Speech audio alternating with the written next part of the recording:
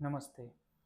आज हम बात करने वाले हैं एक ऐसे अभ्यास की जो अभ्यास शवासन से पहले करने से शवासन बहुत अच्छे से होता है और शरीर बहुत अच्छे से रिलैक्स हो पाता है।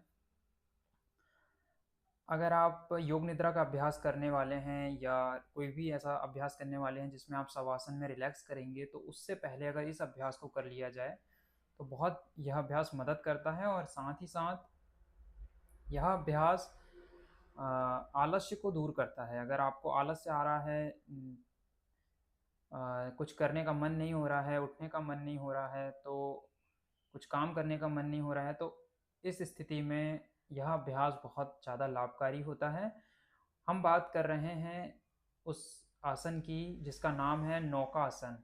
एक नाव के ऊपर से इस शब्द का नाम बना हुआ है नौकासन। इसमें हमारा शरीर एक नाव की आकृति का बन जाता है।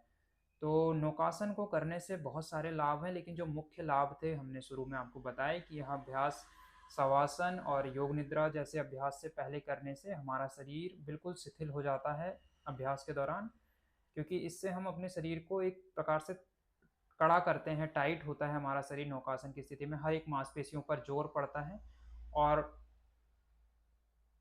वो सब मांसपेशियाँ सारी ढीली होने लगती हैं और जब शवासन में हम लेटते हैं तो मांसपेशियों जो भी अ, तनाव था, कड़ापन था, वो दूर हो जाता है।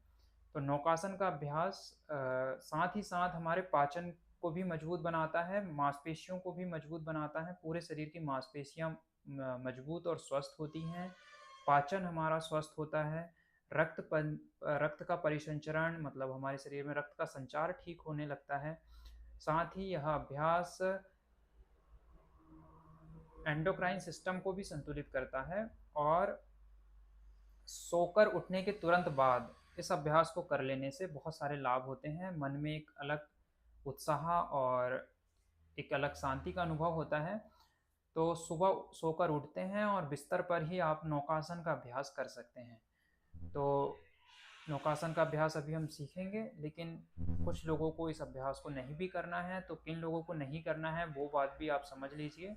जिन्हें उच्च रक्तचाप है या जिनको साइटिका स्लिप डिस्क है, वे इस अभ्यास को ना करें और अन्य कोई गंभीर स्थिति में उदर से संबंधित कोई रोग है तो उन व्यक्तियों को अभ्यास नहीं करना चाहिए। गर्भ अवस्था में भी इस अभ्यास को ना करें।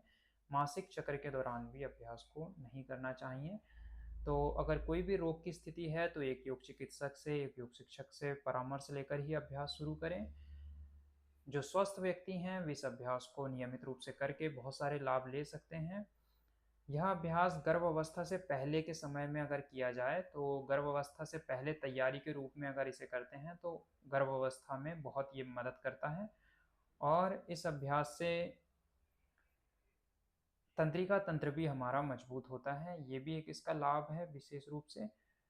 तो आइए इस अभ्यास को हम सीखते हैं, इसका अभ्यास करते हैं। सर्वप्रथम पीठ के बल लेट जाएंगे और पीठ के बल लेटकर दोनों पैरों को मिलाकर रखेंगे। दोनों हथेलियों को जमीन की तरफ रख लेंगे। गहरा श्वास भरेंगे। श्वास को अंदर रोककर दोनों पैरों को जमीन से आधा फुट तक ऊपर उठाएंगे और नितंबों पर संतुलन करते हुए सिर को भी आधा फुट 15 सेंटीमीटर तक ऊपर, हाथ भी 15 सेंटीमीटर तक ऊपर रहेंगे और शरीर पर संतुलन बनाए रखेंगे श्वास रोककर और फिर श्वास छोड़ते हुए वापस आ जाएंगे। ये एक चक्र हुआ। ऐसे 3 से 5 चक्र तक अभ्यास करेंगे तो फिर से पैरों को मिला लेंगे और अभ्यास के दौरान ध्यान मानसिक रूप से गिनती करने पर रख सकते हैं। 5 गिनती या जितना गिनती तक आप रुक सकें उतनी गिनती मन में गिनकर रुकेंगे और उस पर ध्यान रखेंगे। जब स्थिर रहते हैं तो अपने उदर में हो रहे प्रभाव पर ध्यान को लगाएंगे। इस अभ्यास के दौरान उदर पर विशेष रूप से प्रभाव पड़ता है। तो फिर से श्वास अंदर रोकेंगे। दोनों पैरों को जमीन से 15 सेंटीमीटर तक ऊपर, हाथों को भी उतना ही ऊपर और सिर को भी उतना ही ऊपर। नितंब पृष्ठ पर संतुलन रहेगा। पूरे शरीर की मांसपेशियों का उपयोग हो रहा है, इसीलिए शवासन में यह लाभ पहुंचाता है बहुत ज़्यादा रिलैक्स करने के लिए।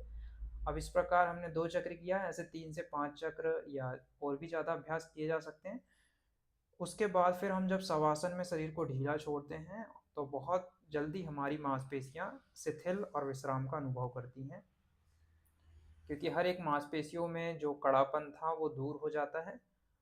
और योग निद्रा या शवासन के अभ्यास से पहले इसका उपयोग किया जा सकता है। सुबह उठने के तुरंत बाद भी आप बिस्तर में लेटे हुए ही इस प्रकार पैरों को मिलाकर नौकासन का अभ्यास कर सकते हैं।